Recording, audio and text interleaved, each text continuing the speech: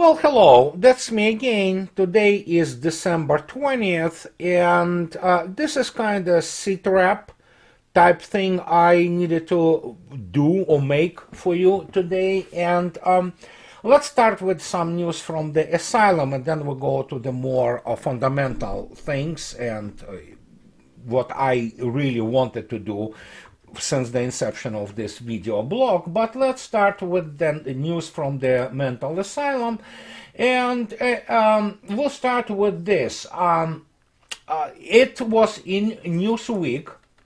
Actually, it was yesterday, and here we have Mr. Kinzinger, the departing congressman, lieutenant colonel who flew the tankers and some recon in and around Iraq, and he yesterday just shook the world of the military science and military history, and he stated that NATO could take out Russia in 3 days.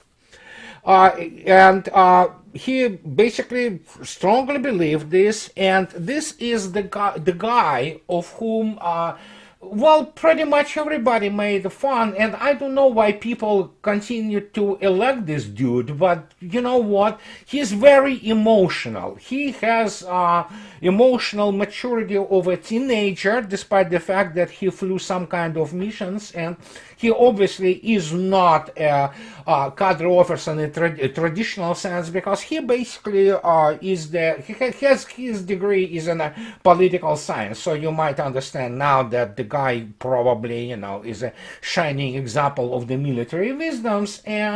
But look at this. Tucker Carlson, and you cannot blame Tucker for doing this, and he basically reviewed all those sobbing incidents with Mr. Kinzinger, and I mean, it was devastating.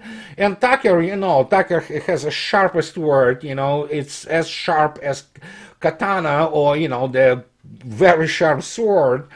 And he basically mocked the guy for a whole 6.5 minutes. But then, of course, Mr. Kinzinger also is famous for him going on a rant and promising to kick the ass if he will ever meet in person. The guy who has a wonderful moniker, the handle is wonderful. It's called, his name was called the Cat Turd.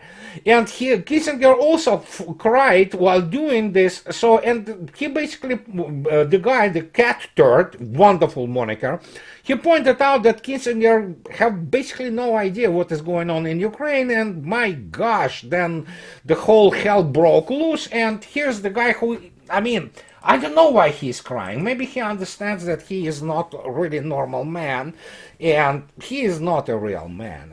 And the question is not because he's crying, it's because he cries constantly. He gets emotional on any kind of occasion. I don't know, there's something mental about him, but this is the guy who is actually the congressman. He is not going to be congressman anymore in the new year, but the point is that that's the type of the cadres who really run the American political life. And yeah, he was representative, still is actually, I don't know, maybe he wants to meet me personally, I don't know, but I don't have the Cat Turd moniker.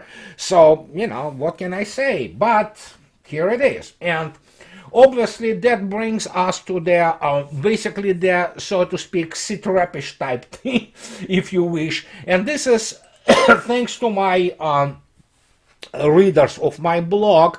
This is the operational situation in Ukraine right now, and this is very precise, and I really appreciate the guys who posted it in my discuss blog, discussion boards, and this is a perfect illustration of what is going on. And if we're gonna go now and look what is happening around Bakhmut, which is Artyomovsk actually, and what can I say? Even if to believe Western reports, I'm not talking about the insights which we can get from Russia or the reports of Russian Defense Ministry, it is a catastrophe. It is a complete meat grinder, and now they throwing, those forces there, brigade after brigade, and they are being basically annihilated there. And when people ask again what Russia is doing, we need to keep in mind that, and I'm not quoting anybody specifically, although some of my friends who are former cadre, senior cadre officers, they said, yeah, Russia is on the strategic defense right now. And people have to understand, strategic defense does not imply that you sit in defense. You can do strategic counteroffensive operations, which will be basically based on the strategic defense. And this is exactly what is happening. And the rumor has it that Mr. Zelensky was in Bakhmut. I don't know if it's true, I doubt it. But what we know that Mr. Putin was in the zone of operation just recently. Nobody will tell you precisely the day, but he was there. And apart from him being obviously visiting the general staff and spending the whole day there, and then flying to Belarus and speaking to Lukashenko, and yeah, then being in the operational zone. And I don't know why we didn't hear from State Department yet, or all those, Pentagon and anonymous officials, that they also told Ukraine not to kill Mr. Putin, because of course it's so easy, So, but it is what it is. So what can I say? And the fact is, the reason I state this, even those people in propaganda ministry in the West, all those generals or American generals like King, Kellogg, like Petraeus, people who pretend that they understand what is going on, they don't really. I'm beginning to doubt seriously that they have enough wherewithal, intellectual and operational experience, because they never fought anything like this. And as I already stated, it's been already studied in any serious military academy. They evidently do not understand what is going on, in the sense that they never encountered anything like this, because as this wonderful illustration shows, it is a meat grinder. And when we have Mr. Zaluzhny, it's, this blown out of proportion, pumped up, Ukrainian general, known primarily for his number of the adult basically liaisons, adultery. So you know what, how can you explain, for example, that and again, I go back to what I say always, keep an eye on the larger prize, the fact that Russia doesn't fight just Ukraine. It's not that big of a deal. Russia fights the unified West.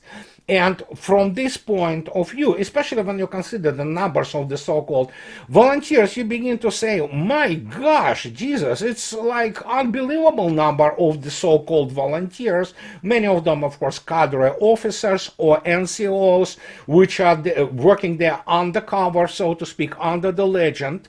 And when you begin to look at how much they've been annihilated, you begin to understand what is going on.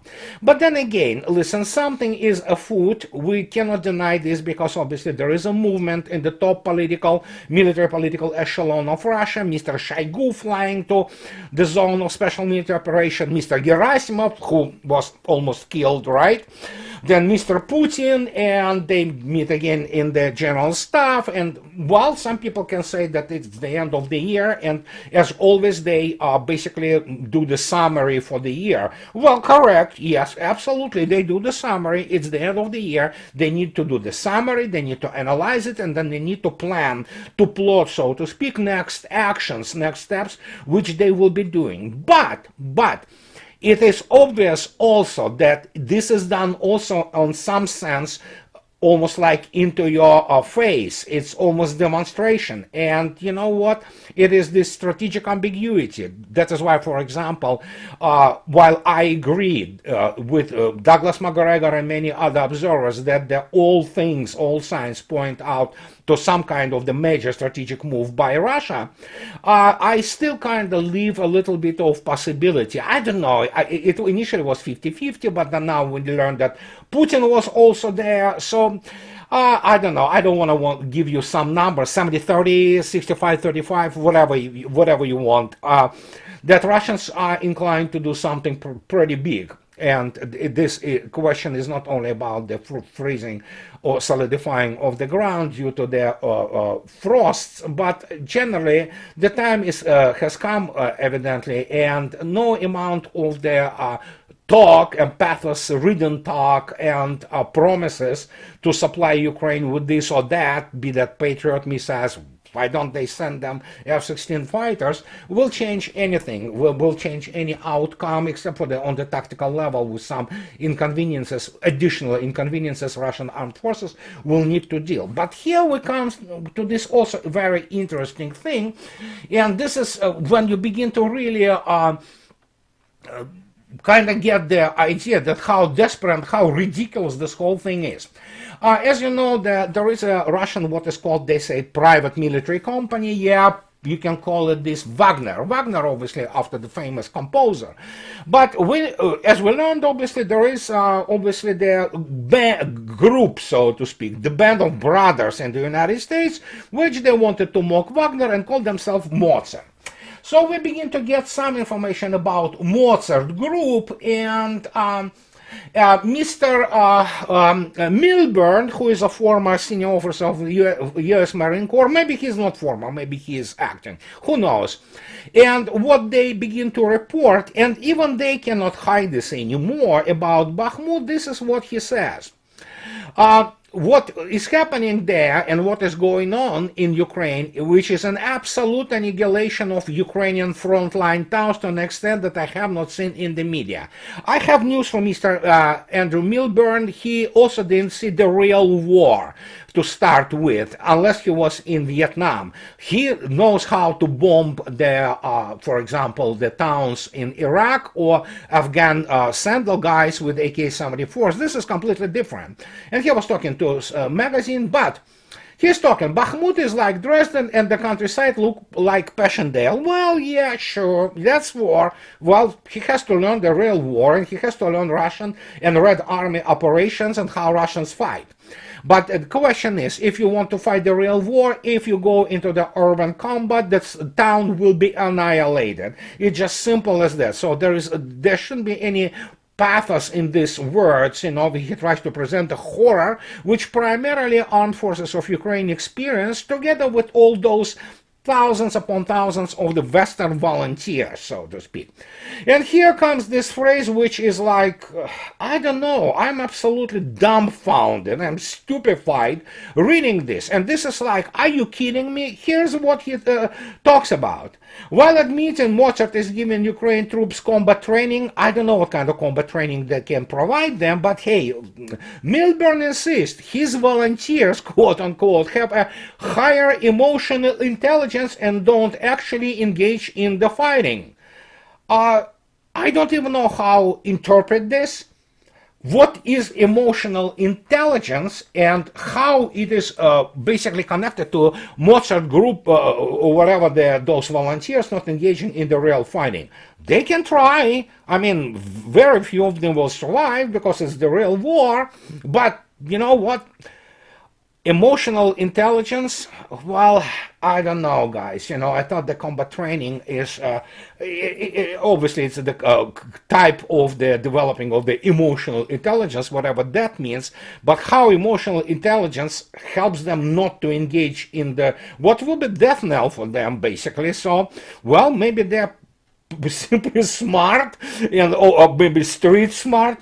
How about being book smart in this respect? How about understanding that they have nothing to counter the real firepower of Russian army in and around Bakhmut, or for that matter anywhere in Ukraine, or former Ukraine, if you wish. I don't know, but this is what we have. You know, this is what is happening in the American media, and some people say it's the change of the narrative, which is possible, but the point is, as even Ukrainian units which are trained with Mozart, as Mr. Milburn says, have been taking extraordinarily high casualties. He was speaking to Newsweek. The numbers you are reading in the media about 70% and above casualties being routine are not exaggerated. But yeah, that's the whole point. Even if even Mr. Milburn basically confirms this and understands that, so you can make your own calculations. So, and there, as I already stated, by the end of the active hostilities, we know that when the numbers will be, even estimation will be published, more or less accurate, and they will be a wowzer. It will be something which, and again, Vietnam War is a, stroll in the park compared to what is happening in Ukraine, and this is a real serious combined arms operation. So, and again, when people say that, oh yeah, Americans do this and that, hey, with all deep respect to American soldier, and American soldier, especially the soldier of 70s and 60s and 80s, was not that bad. I mean, I don't know how it is today, but I mean, it was a decent soldier always. American was a good soldier. But I don't know what possibly they can train there, how they can prepare Ukraine for something that United States never experienced. And again, even Vietnam War is nothing, I mean, compared to what is going on there. And this is just 300 days from now, and already we're looking at the Ukrainian casualties which surpass, in terms of KIAs, they surpass now probably, oh gosh, 3-4 times actually the number of KIAs of the U.S. Army, which is sustained, and U.S. Air Force, which is sustained in Vietnam. And this is 300 days, and the United States has been in Vietnam for 10 years, actively engaged. And that is why when we speak about Colonel McGregor, whom I respect tremendously, I respect his opinion, I respect his courage, but it doesn't mean that I have to agree with everything we talk about and the subject. And also I have a profound respect to Mr. Napolitano, the judge, the guy who actually has Douglas McGregor and other interesting people on his show, and he certainly knows American political system from the inside. He was the Supreme Court of New Jersey judge. He talks about that U.S. could get bogged down in Ukraine like in Vietnam. Here he is absolutely wrong, because there is nothing which compares to Vietnam, what is happening in Ukraine. Absolutely. There are no parallels, and that's what I am saying. That the only thing the United States ever got close was beating the shit out of the shitty Iraqi army, but it was after the half a year of the free, with impunity, pre-deployment and positioning of the forces, and then beating the crap out of the basically backward and very badly operationally prepared Saddam's army. So that was the Turkish shoot. There was a reason for that. And that is why when he talks about Vietnam, no, this is not Vietnam. There are no parallels to Vietnam. There are actually major combined arms operations, and of course the firepower which is engaged there. Granted that it's just small fraction of Russian firepower, but it's something completely out of the blue for the American military, and that is why they're sending many people there to obviously not just participate. Some people participate willingly, others are sent there as the basically cadre officers or NCOs, but it is primarily about studying what is going on, collecting all this precious and extremely valuable information, and war correlates, combat data on everything from the air defense to MLRS to other tanks and other type of the weapon systems which are operating there, and how they operate within the command and control paradigm of Russian army, which is a full-blown net-centric warfare, including, for example, just give you one news yesterday, the new batch of the T-90M Prorыв tanks, which are T-90s. It's basically not even deep modernization. It's completely a new tank, basically, with the absolutely new computer and ballistic computers and net-centric, capable to operate not only within the whatever tank company or battalion or regiment, but also is capable to take the and communicate with the AVACs, Russian AVACs, A-50 and A-100 airplanes and other means of the reconnaissance and intelligence. So you're looking at this now serious hardware being introduced there, and there was some in 90s, but looks like Russia is beginning to move much more advanced and much more capable and really cutting-edge weapon systems, and that also points out to some kind of activity which we might expect.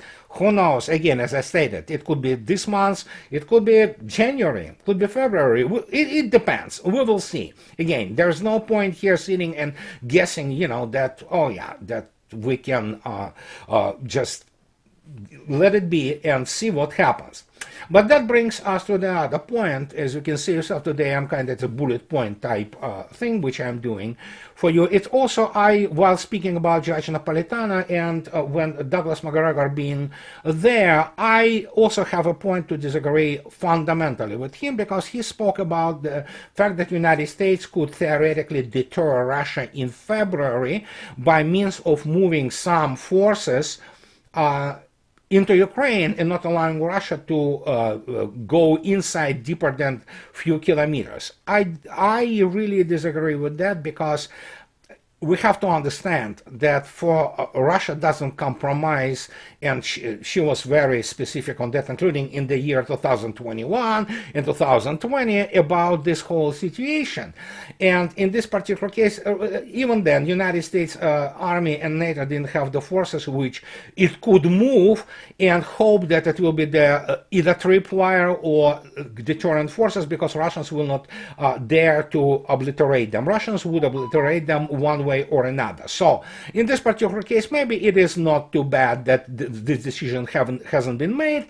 And now we're talking about this situation with Poland, and Poland doing the mobilization, including people up to age of 65. So if I would have been in Poland, I would probably be drafted or called from the reserve. But the point is that it's the whole situation with the Kresy, western provinces, and whatever is happening there diplomatically between Russia and Poland, I don't know. I know that Mr. Blinken, of course, lied yesterday, as traditionally he does, that he was in constant contact with Mr. Lavrov, that to such a point that Maria Zakharova yesterday had to come out and said it's a banal lie. He just basically BS's people, because she said Blinken didn't speak to Lavrov since the July 20th. So, and yeah, why he lies? Well, the reason he lies because obviously situation is not developing that well, that they need to cover up this major strategic and historically significant clusterfuck they organized in Ukraine, and now they don't know what to do. And this is what goes into this whole situation, that basically American officials lie. Yeah, that's what they do. They lie, they whitewash Nazis, and American media or Western media, they are just supporting them in that. So what could you expect? But in conclusion, I wanted to also direct your attention to this interesting fact. And you remember we have been speaking about this last video, but I want to put some word in for Henry Kissinger, who for some reason is called elder statesman or what have you.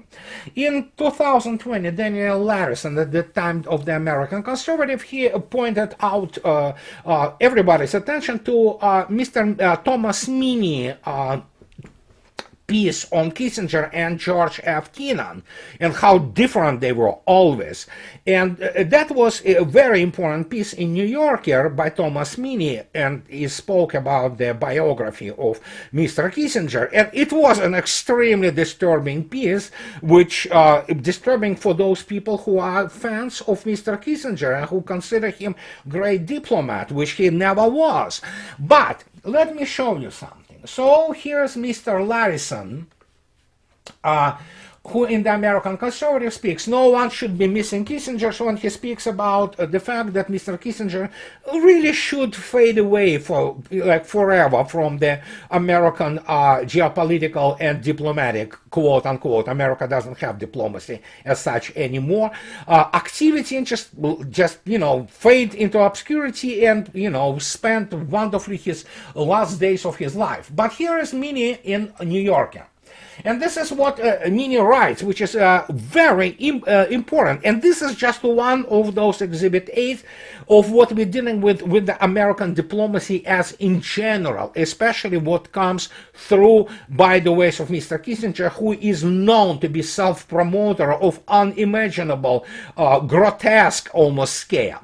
And here, read this attentively. As early as 1965, on his first visit to Vietnam, Kissinger had concluded that the war there was a lost cause, and Nixon believed the same. Yet they conspired to prolong it even before reaching the White House. During the Paris peace talks in 1968, Kissinger, who was there as a consultant, passed information about the negotiations to Nixon campaign, which started to fear that Johnson's progress towards a settlement would bring the Democrats' electoral victory. Nixon's campaign then used the information in private talks with the South Vietnamese to dissuade them from taking part in the talks. So as you can see yourself, American system is wound up to create war, and because it is always about their political partisanship and electoral cycle in the United States. Again, United States as it is wound today in the modern era, it's the warmongering nation, it's the warmongering system. And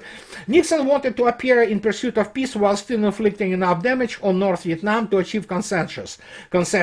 Well, this is a classic pattern. It's just the way American military operates, by the way. And here's what he in March 1969, he and Kissinger began a secret bombing campaign in Cambodia, which was a staging ground for the Viet Cong and North Vietnamese. In 4 years, the US military dropped more bombs on Cambodia than it had in the entire Pacific theater during the Second World War. The campaign killed an estimated 100,000 civilians, hastened the rise of Pol Pot, and irrevocably ravaged large tracts of countryside. It also fell so far short of its strategic aims that more than one historian has wondered whether Kissinger, who personally tweaked the schedules of the bombing runs and the allocation of planes, had some other motives. Yes, he had. And as I already stated, that this is basically Minnie here describes basically algorithm of any American war. Any American war. Americans don't fight any differently. And again, this magical moment, which is being blown out of proportion again with beating the crap out of the Third World Iraqi army, it was kind of aberration. Before that and during this, it just, what can I say? It's just the way that America prosecutes its wars. Again, look at Vietnam, look at Afghanistan, look at Iraq, and it's about bombing, thinking about concessions, not getting them, and now they finally got it. They run the country into what could be a potential direct clash with Russia, and that, guys, is a completely different game. And again, what can I say? I am on record. You can read my last post in my blog. I begin to doubt serious military academic proficiency and ability to plan properly in Pentagon anymore. I don't know if they really know how to do it.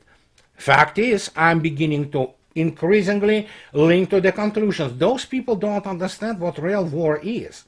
They love this, technological doctrine. They love technological gizmos.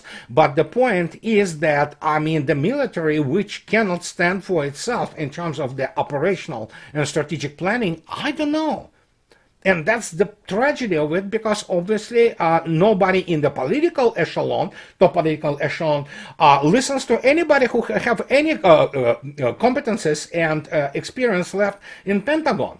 They simply don't understand what is going on, and hence the miscalculations. But what can I say? This is a really both dangerous, but in the same time promising situation, and even what we observe in the last few days, it shows a little bit of change of the vector if you wish, but we will have to see what Russians will do.